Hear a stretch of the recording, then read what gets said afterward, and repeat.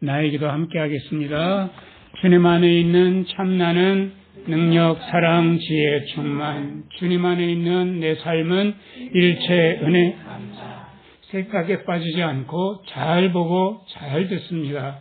분하게 사랑해 행복하게 마음 나누기로 하나님께서 기뻐하시는 제사를 드립니다. 너 공감, 나 전달, 행함 있는 능력, 수고하는 사랑, 인내하는 지혜로 일단 해봅니다. 또 해봅니다. 우리 사도행전 20장 25절부터 27절까지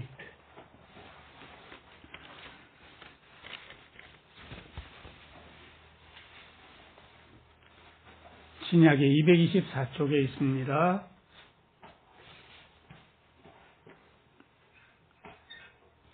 우리 같이 읽으면서 바울이 도대체 어떤 마음으로 살았길래 이렇게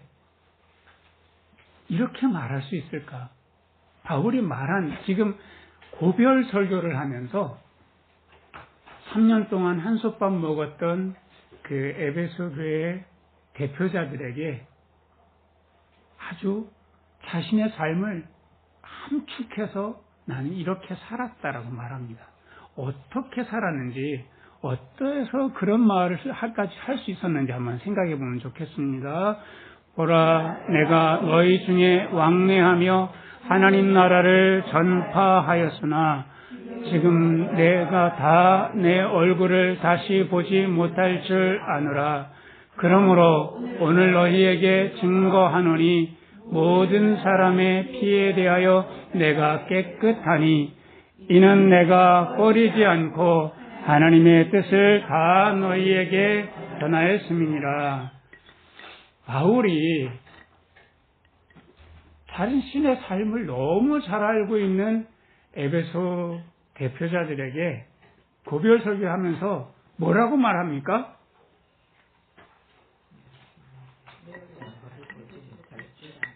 내 얼굴을 다시 보지 못할 것이다.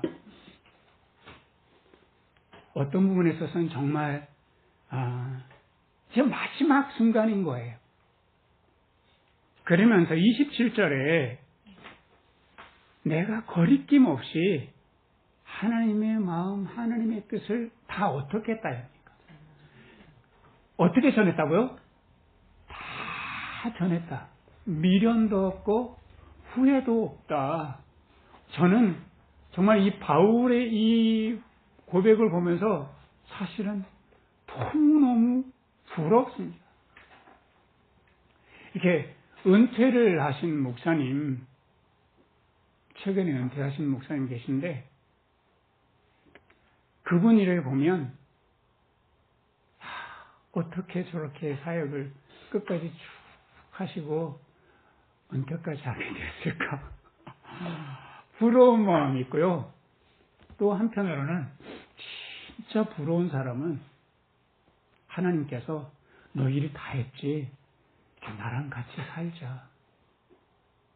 이렇게 해서 천국으로 불려가신, 소천하신 분을 생각하면 이렇게 평생 한 마음으로 쭉 이렇게 살다가 이렇게 주님께로 간 분들 보면 사실은 그분들이 너무 존경스럽고 너무 부러워요. 바울도 에베소의 교회에 갔을 때 참 기쁜 일도 많았고 슬픈 일도 많았고 굉장히 힘든 일도 많았거든요. 근데 어떻게 그렇게 기쁜 일에도 너무 오버하지 않으면서 또 고통스러운 일에도 크게 좌절하지 않고 마지막까지 내가 주님의 뜻을 다 선하였습니다 라고까지 할 수 있었을까? 정신적으로 굉장히 고통이 많았고요. 육체적으로 참 힘들었거든요. 그래서 바울이 도대체 어떤 마음으로 그랬을까? 이 중반절에 보면요. 모든 사람의 피에 대하여 내가 깨끗하다 라고 말씀하시는데, 이렇게 정말 내가 당신들에 대해서 어떤 책무를 가지지 않고 이제 정말 홀가분하게 가고 있는 중입니다. 당신과 나는 다시 보지 못합니다 라고 할 수 있는데, 나를 다시 보지 못할 것 같아요 라고 하지 않고요, 나의 무엇을 다시 보지 못할 거라고 합니까? 네, 내 얼굴을 다시 보지 못해요. 왜 이렇게 나를 다시 만나지 못할 줄 알겠습니다, 그게 아니라 왜 내 얼굴이라고 굳이 콕 집어서 얼굴이라 했을까요? 여러분들 얼굴 한번 다들 한번 보십시다. 어떤 얼굴인지. 우리나라 말에는요, 각각의 단어를 분절하면 의미가 또렷해지는 것이 있는데, 얼과 굴이 함께 만나서 이렇게 한 조합이 이루어졌다고 생각하는 분들이 많이 있습니다. 얼, 정신과 영혼이죠. 굴, 골짜기, 뭔가 깃들일 수 있는 골짜기. 그래서 골이 굴이 됐다고 생각하는데요. 그러니까 영혼과 정신이 깃든 골짜기. 얼굴이 우리의 마음의 표현이 다 되잖아요. 바울이 3년 동안 핫소 한솥밥 먹으면서 이 대표자들과 함께 지냈기 때문에 서로의 얼굴 보면, 아, 오늘은 기쁘구나, 오늘은 참 슬프구나, 괴롭구나, 이거를 금방 파악할 수 있는데, 말하자면 바울이 그렇게 오랫동안 같이 지내면서 삶을 다 나누었다는 거죠. 내 마음도 다 나눠주고 내 전인격적으로 온 삶을 함께 나누었다는 내용이에요. 그러면서 그가 이렇게 담대하게 고백하는데, 나는 당신들의 피에 대해서 깨끗합니다. 이게 우리나라 말에는요, 이런 말이 사실은 없습니다.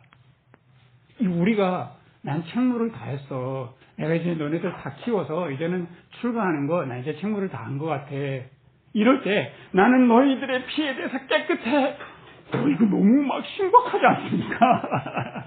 그런데 이스라엘 사람들한테는 이 말씀이 굉장히 친숙한 말씀인데, 왜냐하면 에스겔서 33장에 보면 이 말씀이 납니다. 피에 대해서 깨끗하다라고 하는 것이 어떤 의미인가 하면요, 파수꾼이 어떤 사명을 갖고 파수를 했는가, 파수꾼의 입장을 지금 이 에스겔 33장에 말씀하시는데요. 이스라엘의 예루살렘이 딱 평지에 있는데, 예루살렘도 평지에 있을까요? 아니면 산지에 있을까요? 왜요? 왜 산지에 있을까요? 왠지 산지에 있을 것 같다. 네, 오늘 또 백합님, 우리 오늘 또 홈런을 한번 날리시고 평지였으면 안 물어봤을 거다. 근데 옛날 입장에서 생각해 보면 적군들이 쳐들어올 때에 어디에 있어야 안전합니까? 아무래도 높은데, 그래서 한 700고지, 800고지 정도 되는 데다가 예루살렘 성을 세웠던 겁니다. 그러면서 파수꾼을 세우면서 저 먼 곳에서 적들이 언제 들어오는지 지켜봐라. 그래서 만약에 적들이 온다 싶으면 얼른 나팔을 불어라. 근데 만약 네가 졸거나 태만해서 적이 오는 것을 알아차리지 못하고 우리가 침공을 당했다면 그 모든 피를 너에게 구하겠다. 근데 만약에 전쟁이 나서 그것을 네가 알렸다면 너에게는 어떤 책무도 묻지 않겠다. 이 차원에서 이 파수꾼의 사명, 바울은 내가 파수꾼으로서 충실하게 나팔을 불었기 때문에, 하나님의 뜻을 다 전해줬기 때문에 당신들에게 이렇게 어떤 후회도 어떤 책무도 남아있지 않습니다 라고 하는 그런 말씀입니다. 바울이 파수꾼의 책무, 의무를 다하는 것, 다 할 수 있었던 이유가 도대체 뭘까를 생각을 많이 해봤습니다. 우리가 보통 의무로 하고 이거 내가 꼭 해야 돼 이런 책임감으로 하게 되면 이게 끝까지 하기가 쉽습니까? 그렇지 않잖아요. 파수꾼이 낮에 파수를 해봐요. 다들 막 일하고 햇볕은 따뜻하고 뭐부터 와요? 조금부터 오는 게 아니고 네, 조금부터 옵니다. 태만해지시고요. 밤에 다들 막 자요. 처음에는 막 긴장했다가 낮에 이렇게 막 깨어 있었던 것이 피곤하고 그러면 밤에 또 뭐가 와요? 졸음이 와요.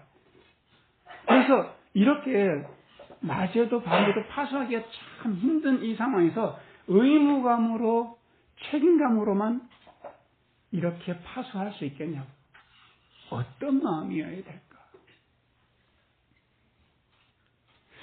한번 생각해 봅시다. 왕이 파수꾼에게 의무를 줬잖아요. 이 성을 파수하고자 하는 마음이 파수꾼이 더 간절할까요? 왕이 더 간절할까요? 생각해 봅시다. 왕이 훨씬 강하죠. 바로 그 마음을 견지해야 되는 거예요. 하나님께서 나에게 이 마음을 다해서 하는 일들을 다들 맡겨주었어요. 각자에게. 이것을 없는 사람이 아무도 없어요. 우리 다 마음을 써서 해야 되는 일들을 다 맡고 있어요. 뭐 직업을 갖든지 간에 가족관계가 있든지 간에 누구 사랑하는 사람이 있든지 간에 마음을 써야 되는데 이거 잘 해야 돼 라고 하는 의무로만은 이게 힘들어서 할 수 없어요. 누구 마음을 갖고 있으려면 나에게 이 의무를 주신 왕이신 하나님은 도대체 어떤 마음일까? 만약에 이 성이 침략을 당하면 내가 이 성을 지키지 못하면 나만 죽는 게 아니고요. 무수한 생명들, 아기들까지 다 몰살당했단 말이에요. 옛날에는. 그런 왕의 절절한 마음, 왕의 절박한 마음이 바울에게 있었던 거예요. 그래서 하나님께서 지금 이 상황을 보실 때 어떻게 보실까? 하나님께서 이스라엘 백성들이 애굽에서 고통당하실 때 어떤 마음으로 보셨을까? 출애굽기 3장에 보면요, 이스라엘 사람들이 하나님께 부르짖는 소리를 들으시고 그들이 고통당하시는 것을 보시고 그들의 애환들을 아셨다고 했어요. 그들의 근심하는 것, 마음이 무거운 것, 괴로운 것을 아셨다고. 내가 괴로운 것보다, 내가 힘든 것보다, 내가 가슴이 답답한 것보다 하나님이 더 답답하고 하나님이 더 아프시고 하나님이 더 절박하고 이런 마음을 갖고 있을 때 우리가 한 걸음 더 나아갈 수 있고 지치지 않을 수 있는 거예요. 마치 내가 더 힘든 것처럼 생각하면 하나님은 구경꾼으로 팔짱 끼고 있는데 내 혼자만 안달복달하고 밤을 지새워야 되고 한다면 그냥 억울하죠. 이런 파수꾼은 좋을 거예요. 그런데 왕이 나보다 더 간절해. 우리 왕이 절박해. 내가 요만한 힘이라도 좀 대주고 싶다 할 때 지치지 않고 할 수 있는 거죠.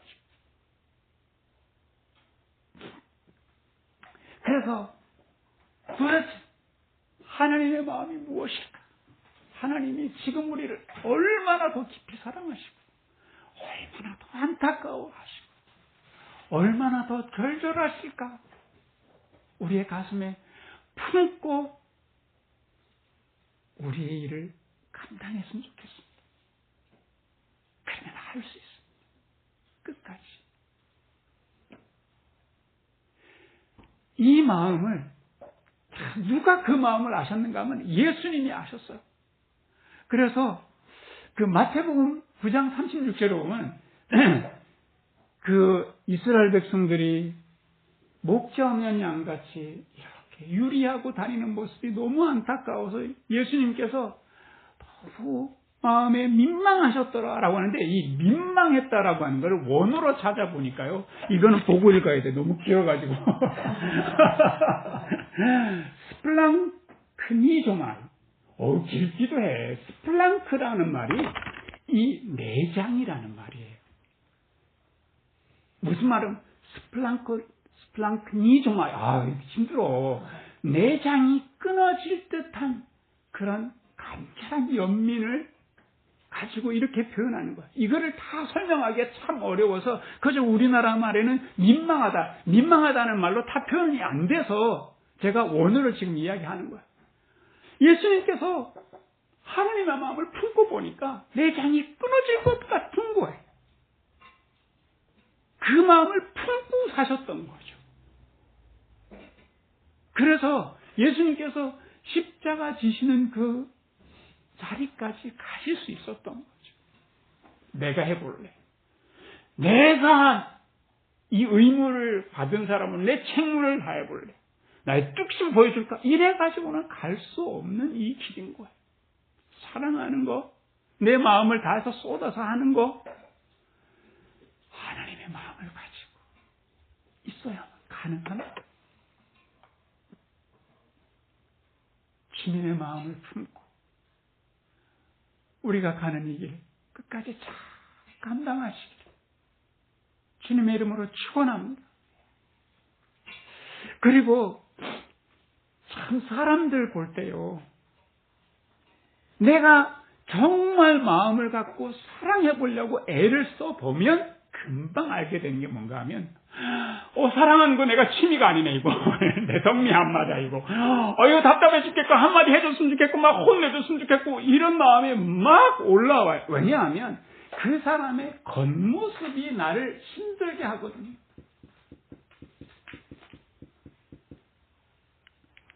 다수분이 볼 때 나만 힘든 것 같아요. 다들 나만 한 자리에 지키고 있고, 나만 밤낮으로 지켜야 되고, 남들은 다들 자유롭고. 겉모습을 볼 때 너무 신경질 나. 왜 나만 이래. 이런 마음이 들 수 있잖아요. 겉모습으로 우리가 속지 말라는 거예요. 바울이 복음을 전할 때요, 고린도전서 1장 22절 23절에 보면 이런 말씀이 나와요. 유대인들은 이 겉모습으로, 유대인들은 끊임없이 표적을 구하더라. 말하자면 이거예요. 바울이 무슨 말씀을 전할 때마다 기적을 한번 일으켜봐. 기적도 못 일으키는 게, 기적을 이렇게 정말 하나님 나라가 온지 내가 믿겠어. 네 말을 믿겠어. 이런 식으로 계속 질문을 참 많이 했다는 거예요. 그러면 유대인들만 있지 않고 그때 당시에 그리스인 헬라인들도 있었단 말이에요. 이 사람들은 끊임없이 헬라인들, 그리스 하면 뭐부터 생각납니까? 철학. 이 사람들은 지혜를 구했단 말이에요. 그거 어리석은 말, 네 아는 복음이 진짜 어리석어 보여. 그게 말이나 되냐 그게. 이렇게 유대인들은 표적을 구하면서, 헬라인들은 지혜를 구하면서 바울을 정신적으로 고통을 줬거든요. 그리고 늘 쫓아다니면서 반대 많이 했고요. 너의 마음을 이럴 때 볼 때 나쁜 자식들이 독한 마음이 생기기가 훨씬 쉽잖아요. 아침에는 하나님께 막 힘을 받아가지고 이제는 사랑해봐야지 이렇게 딱 해요. 오늘만큼은 큰 소리 지르지 말고 인자한 마음으로 해야지. 나와봤는데 엉망인 거예요. 막. 그럼 있던 정마저 싹 씹어버리고 막 혼내주고 싶고 막 그러잖아요. 그래서 겉모습에 속지 마라. 뭘 봐야 되냐고. 뭘 봐야 되냐고.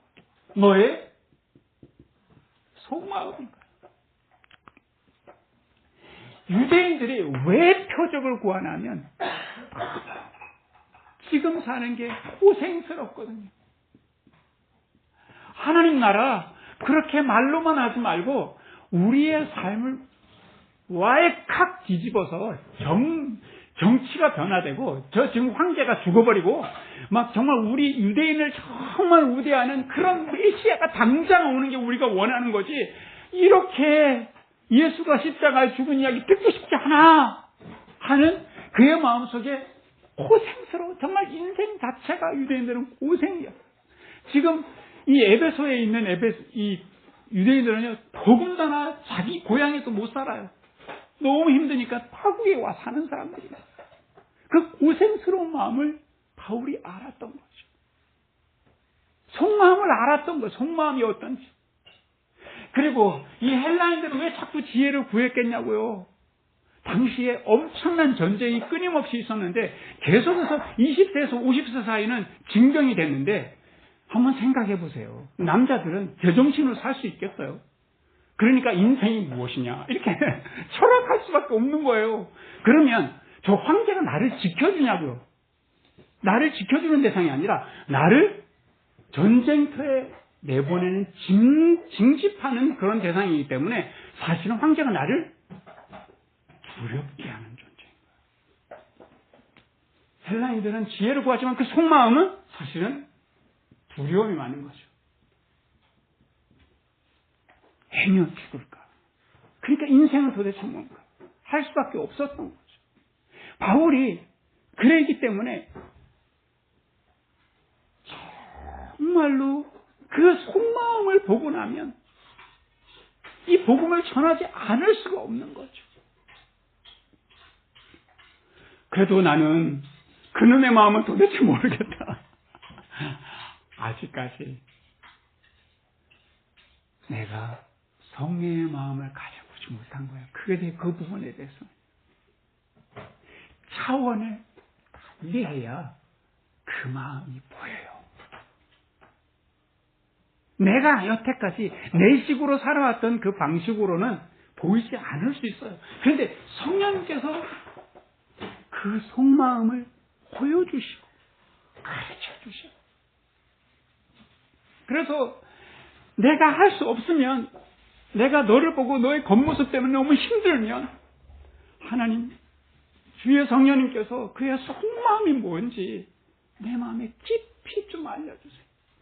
나를 왜 저렇게 힘들게 하는지, 왜 저렇게 나를 배척하는지 그 마음 좀 알게 해주세요. 근데 이거를 우리 일상에 적용하면요, 참 마음이 편안해지더라고요. 왜 그 사람이 나를 이렇게 힘들게 하는지 정말 이해가 되고 공감이 되고 용납이 되지는 이게 성령의 역사거든요. 그래서 너의 속마음을 알아서 성령님께서 가르쳐 주신 대로 끝까지 사랑하는 일, 복음의 이 아름다운 말씀대로 살아가는 일을 그치지 않으시길 주님의 이름으로 축원합니다. 세 번째는요, 사실은 끝까지 이렇게 80분으로 살아가기 힘든 거는 누구의 마음이 또 있기 때문에 힘든가 하면 내 마음인 거예요. 내 마음. 사랑해본 분들은 알 거예요. 해보셔서 알 거예요. 해볼수록 쉽게 느껴집니까? 어렵게 느껴집니까? 이제 나 통달했어. 이제 좀 사랑 알 것 같아.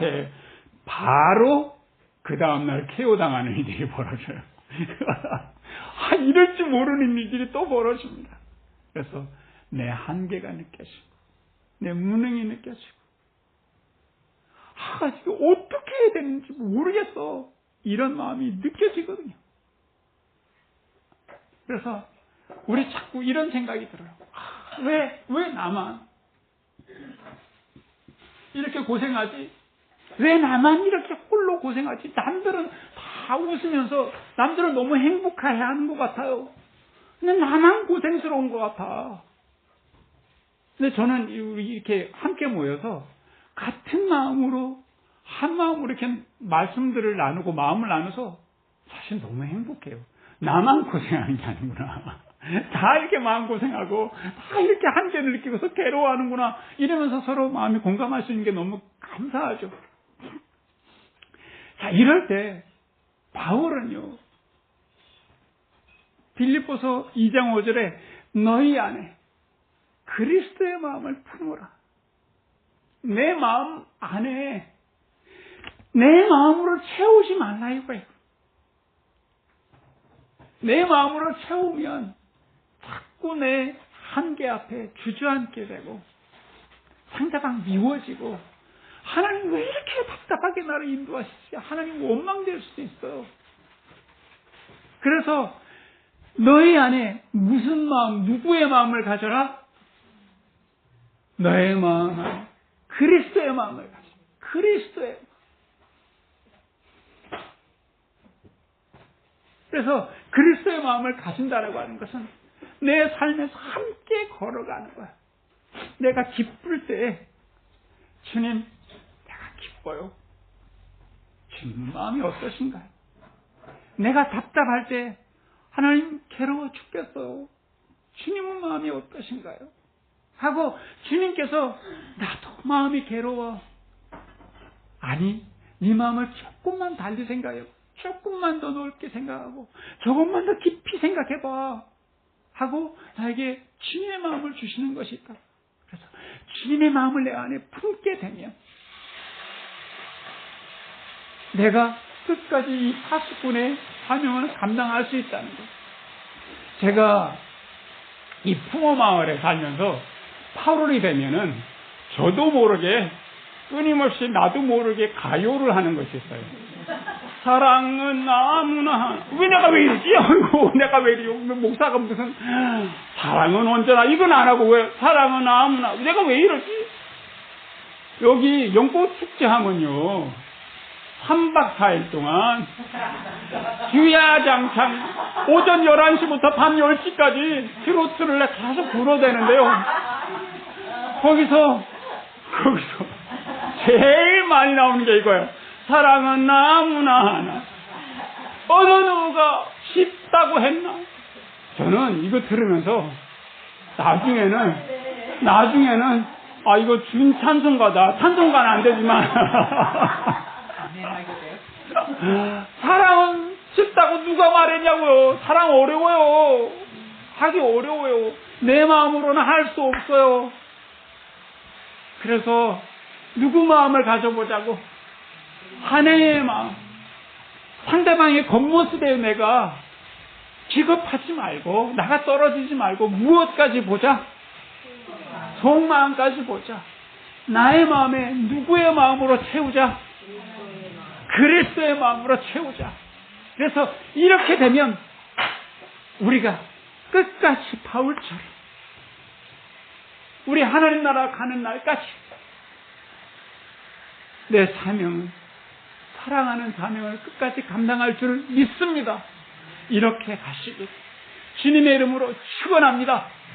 우리 같이 기도하겠습니다.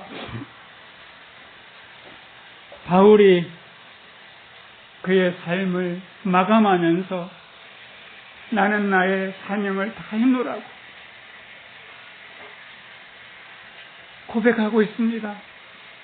하나님의 뜨거운 사랑, 간절한 마음을 바울이 전했고 어떠한 전황과 어떠한 비판, 핍박에도 흔들리지 않고 사랑을 전했던 바울처럼 내가 당신들의 피에 대해서 깨끗하다 할 정도로 온 마음을 다했던 바울처럼 우리도 그렇게 살아보고 싶습니다. 우리도 바울처럼 하나님의 마음을 품고 성령의 가르치시고 인도하심을 따라서 상대방의 속마음까지 들여다보고 내 마음을 그리스도의 마음으로 가득 채우면서 간절하고도 후회 없는 사랑, 주님의 나라 가는 날까지 그렇게 살아보고 싶습니다. 이 간절한 마음을 따라 살아갈 수 있도록 주여 도와주시옵소서. 예수 그리스도의 이름으로 기도합니다.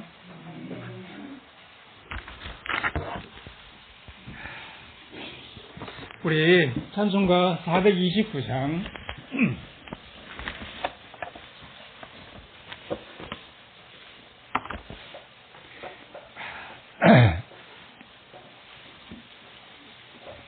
찬송가 429장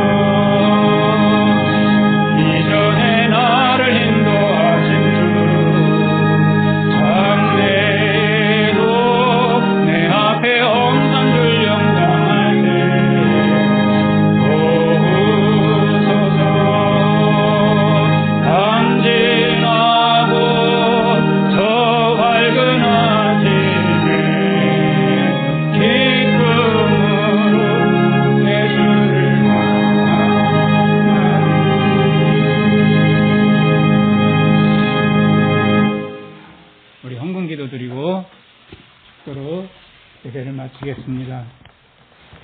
밤 지나고 절 밝은 아침에 기쁨으로 내 주를 만나리. 우리는 그렇게 과연 살아가고 있는지 내 자신을 돌아볼 때에 주님께 부끄러움 많지만 우리 하나님께서 우리를 끝까지 믿어주시고 끝까지 우리의 마음을 붙잡아 주시며 사랑하는 것을 포기하지 않으시고 우리의 가는 길을 지원해 주시고 지지해 주시는 하나님 감사하고 고맙습니다. 우리는 그 무엇으로도 주님의 사랑을 갚을 수 없음을 고백합니다. 하나님, 우리의 감사를 그저 적은 정성에 담아서 주님께 드립니다. 우리 하나님, 이 귀한 헌금이 주님의 나라를 위하여서 귀하게 잘 사용되어질 수 있도록 우리를 축복하여 주시옵소서. 이 헌금 안에 우리 교우들의 주님을 향한 사랑과 일상에서 흘린 눈물과 땀이 담겨 있사오니 우리 하나님께서 그 모든 수고를 보시고 믿음을 보시고 하나님의 그 크신 사랑으로 각자에게 알맞는 필요를 따라서 큰 은혜 허락하여 주시기를 간구하며 기도합니다. 이제는 우리 주 예수 그리스도의 은혜와 하나님 아버지의 사랑과 성령의 감화감동케 하시는 역사가 하나님의 나라, 하나님의 뜨거운 사랑을 온 삶으로 살아가며 나누기를 다짐하는 우리 교우들 위해 이제부터 영원토록 함께 계시기를 간절히 축원하옵나이다. 아멘. 감사합니다.